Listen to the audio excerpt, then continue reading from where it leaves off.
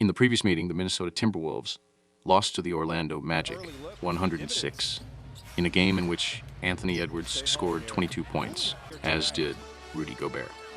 The Minnesota Timberwolves are now in second place in the Western Conference with a record of 34-15. The Minnesota Timberwolves are playing extremely well this season. Karl Anthony Towns has been waiting for a couple of seasons to get adequate support, and it appears that he has recently received it with Rudy Gobert and Anthony Edwards. It is true that those two players have been there before, but only now has everything settled down nicely for this team, which currently looks great, with less oscillation. The Minnesota Timberwolves are filled in all positions from the backcourt to the front court, also offensively and defensively. And this diversity is their greatest strength. Now, they will face a team that has a very high-quality front court, which can match the Minnesota Timberwolves.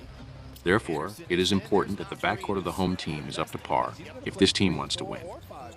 The Houston Rockets beat the Toronto Raptors 135-106 in the previous game, in which Cam Whitmore scored 25 and Alperen Sengun scored 24 points. This team is currently ranked 11th in the Western Conference. The Houston Rockets are playing extremely well this season.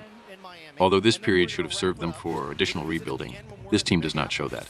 But from game to game, it intends to go for the result and win everyone. The most responsible for their results this season are center Alperen Sengun, as well as Jalen Green. An excellent addition to this team is Dillon Brooks, which means that the Houston Rockets also have exceptional defensive potential. All that speaks volumes about how versatile this team is. However, a certain disadvantage is that the Houston Rockets do not have good enough offensive production. The Houston Rockets should first of all defend the game in their favor, because this team offensively does not have the talent to deal equally with opponents who are weaker than Chris Finch's team.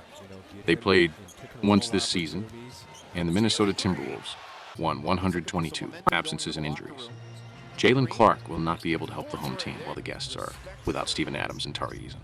The Minnesota Timberwolves do not have an extremely high-quality offensive team, but the potential of this team in the backcourt positions in that segment is much greater than the case with the rival, who can only match the rival through big man Alperen Sengun.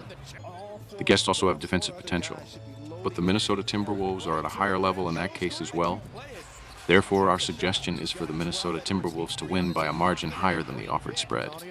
Our prediction is Minnesota Timberwolves minus 6.5.